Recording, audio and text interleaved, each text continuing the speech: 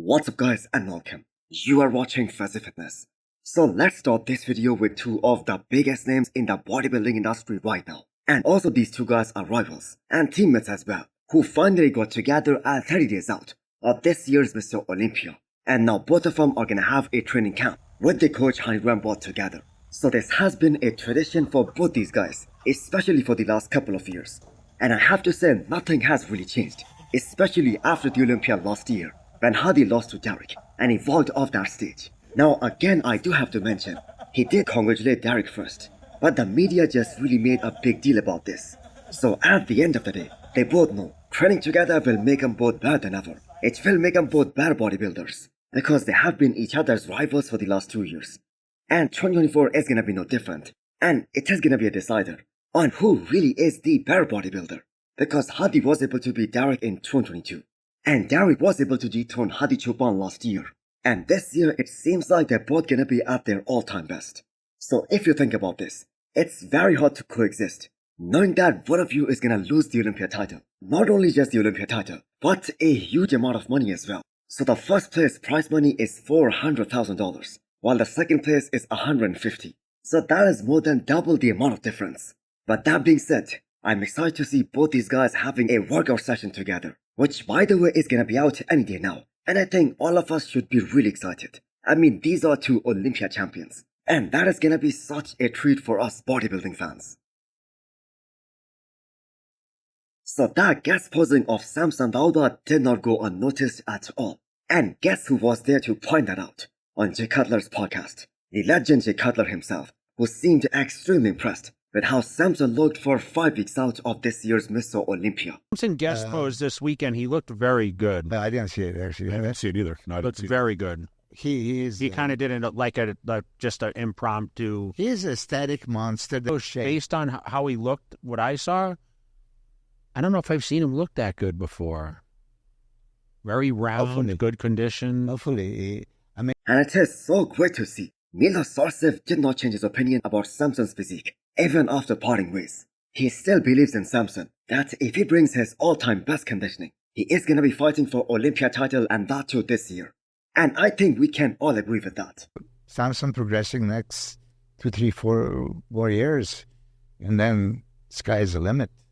Look at the round. The eyes improve, sure, but what I love seeing here is look at how he controls his abs, even bending over to pick up the shirt.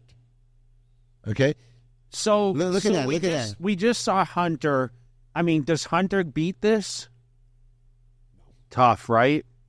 So Samson has unbelievable amount of mass, and he has super tight midsection as well. And from what we are seeing, the man has never looked this good for 5 weeks out of the shoe. So we have seen all the comparisons. The side tricep looks way better right now than what it looked like even on the stage before. His back double biceps has also improved, and he has somehow managed to look more round and more 3D during this prep compared to the previous ones. And the back lat spread especially has improved a ton. I guess one of the most interesting comparison at this year's Miss Olympia, that is gonna be between Samson Dauda and Andrew Jacked. Two extremely tall and aesthetic guys who are really gonna be the standouts in their first call out. And the reason of course is gonna be their height, their insane structure, and the kind of stage presence both these guys have. So the way Samson fell down in pain after completing his leg workout, that just goes to show us that he is now feeling that prep with low food and low energy. So all these guys have now 3 or maybe 4 brutal training sessions left. And I am talking about per body part. And then it is gonna be game time. Next up we have today's physique update of the Pro champion Behrooz Tabani. So Behrooz is still training pretty damn hard. He's dieting as hard as he possibly can. And that too without even knowing whether he will make it to the Olympia stage or not, whether he will get to present this physique on the stage or not. So we are now 4.5 weeks out of this year's Miss Olympia. And even now Milos Sarcev, his coach, he has started to express his disappointment, because there has been no progress whatsoever in terms of his visa progress, and the application is still pending. And unless these guys get an answer to their previous application, they cannot apply another time. So it is so unfortunate that a guy who many thinks has what it takes to be in that Olympia top 6, and that too this year, he won't be there for the 3rd consecutive year. Unless of course a miracle happens. A miracle that all the bodybuilding fans are wishing for. So Hadi Chopin went through these same circumstances where he was denied his visa for the first 2 years. But eventually he got to the US and he is ready to compete in the 6th Olympia of his career. So there is absolutely no doubt that Behrooz is of course gonna bring the conditioning that is known for. I mean, the man is never out of shape, and with his legs improving with every passing year, maybe he is the first call-out guy. And he 100% deserves to be on the Olympia stage, competing against the best of the best in the world. He solidified himself as one of the best in the game by winning Dubai Pro against William Bonac and Nathan Deisha. So I think if Behrooz doesn't make it to the Olympia this year again, he's gonna be doing Romania Pro, which is happening in November.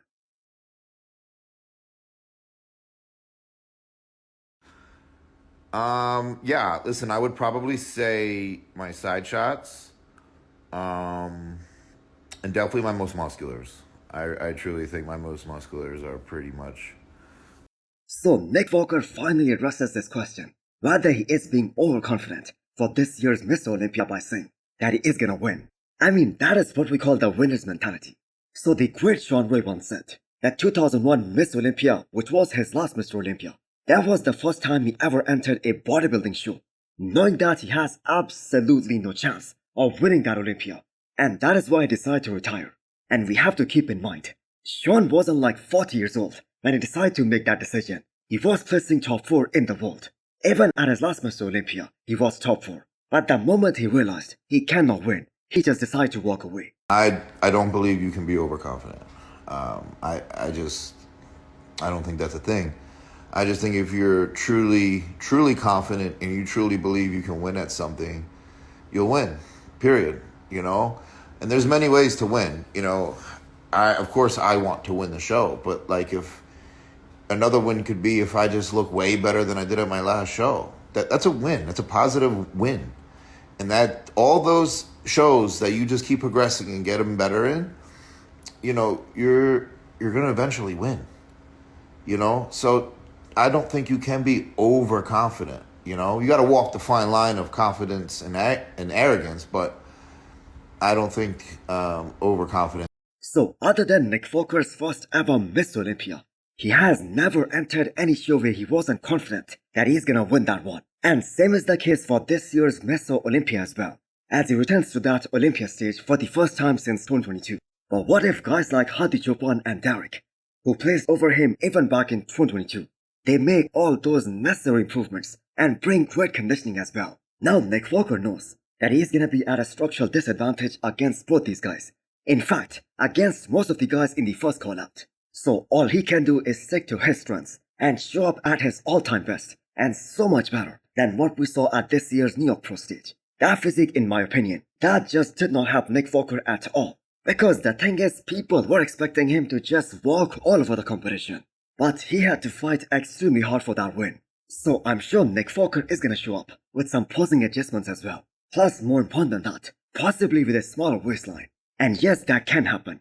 Because Rolly Winkler, he was able to change the way his waist appeared in all the shows that he did in 2018. And Rolly's waist, we all know, looked absolutely insane at the Arnold Classic Australia back in 2018. So anything is possible for Nick Walker as well. Ramon Dino decided to reveal his full physique at 4.5 weeks out of this year's Mr. Olympia. So he decided to post that back double biceps, which is one of his strongest shots. And that was the only pose in which Dino was able to beat Chris Bumstead at the Olympia last year. So no idea how much he weighs right now, or how much weight does he need to drop more from here onwards in order to make that weight cutoff. Because I have to say the guy already looks ready. The lower back striations and the Christmas tree, that is already in.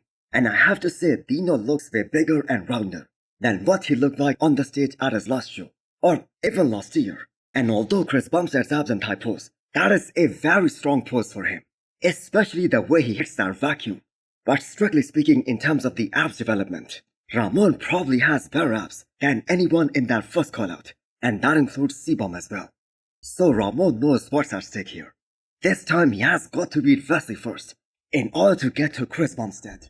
So the Arnold Classic earlier this year, that did not go in his way. But this is gonna be a way improved version of him, and overall a much better package.